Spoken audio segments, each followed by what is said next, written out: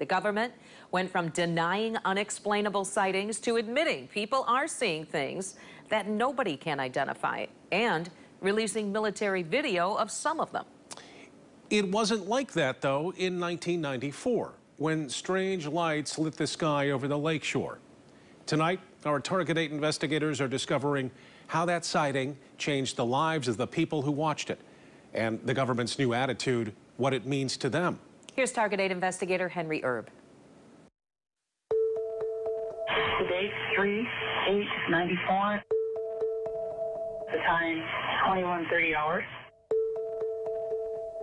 They're right there in the sky.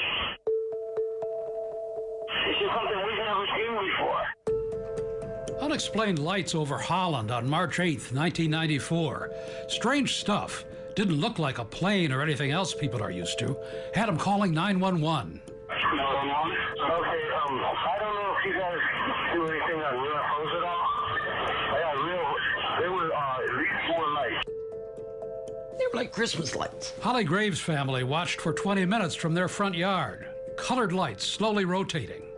When all of a sudden my son just started screaming, you know, get out here, you gotta see this. All the way from Ludington. It was a big sighting. There was a lot of news coverage, and for a while, Holly kept her kids out of school.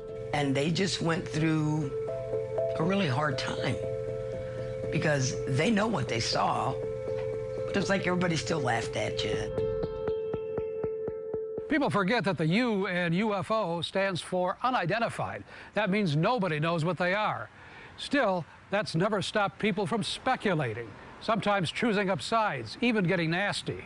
They accused us of being in the backyard smoking weed with doing drugs with our kids. That was MUFON. It's been nearly 30 years, but the experience left a mark. Holly says even today her now adult children don't want to talk about it. But listen to her. I'm glad my family got to see it. I really am.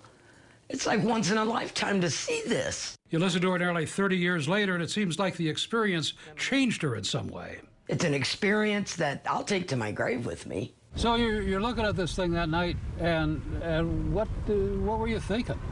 I was thinking I was going to lose my job.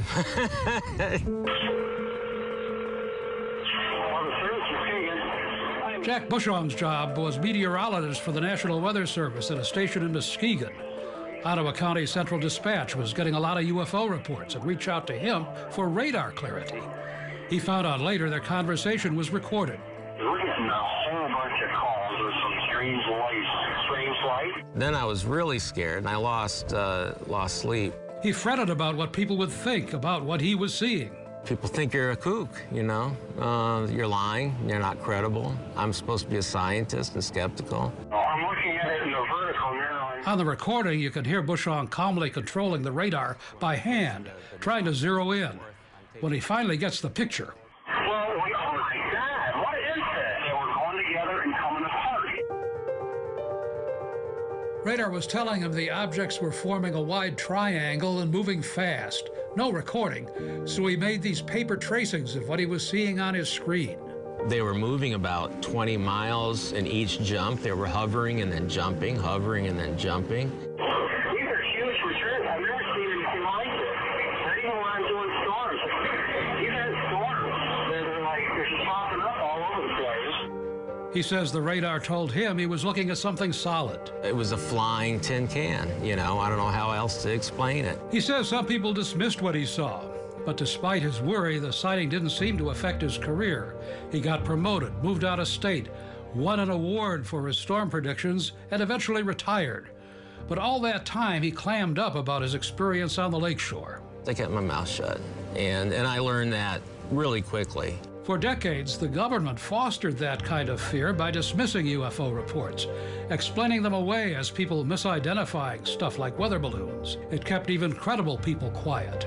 After a flock of sightings in Michigan in the 60s, then Congressman Gerald Ford of Grand Rapids said in this letter, the government was misleading the public and called for congressional hearings and more straightforward talk. That took more than 50 years, and lately there's a big change in government attitude. It's why Bushong is talking about it again. That has everything to do with it, yeah. The government is now releasing video of sightings by the military and admitting in this report just released that people really are seeing things that nobody can figure out. Bushong says a lot of the video and descriptions are just like what he saw on radar nearly 30 years ago. I guess I've been waiting for this vindication, which I didn't think I was going to get all my life, so I was just going to let it die out. But now with the military coming out and basically saying exactly the same thing I saw 30 years ago, I can finally say to people, told you so, you know. Bushong says he's going to write a scientific paper about his experience in 1994. And nearly 30 years after seeing the same thing from her front yard, Holly Graves has a wish. I wish everybody'd see it. I do. I wish everybody would see it because it was an experience of a lifetime. I'm Target 8 investigator Henry Erb.